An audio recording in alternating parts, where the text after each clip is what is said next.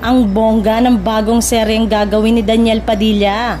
Kahit nga maraming mga nambabash kay Daniel, ay deadma lang ang ABS-CBN Studio.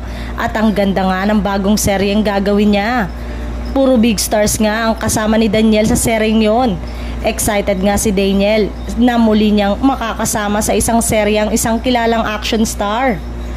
May dalawang big name pa na kasama sa seryeng yon at pare-pareho silang mga bida. Napakalaki nga ng proyektong yon ng ABS-CBN Studio at malulula umanong madlang people sa casting. At least daw ay kahit hindi na girlfriend ni Daniel si Catherine Bernardo ay matinding serye pa rin ang ibinigay sa kanya ng kapamilya.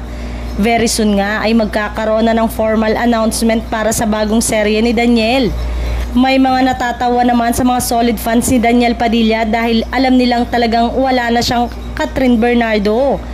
Para wag naman siyang magmukhang kawawa, hinahanapan nila siya ng ibang partner. Ngayon mukhang inililink nila si Daniel kay Atasha Mulak kasi nakikita siguro nila na malakas ang batak ni Tash at dumarami na ang fans bukod sa maganda talaga.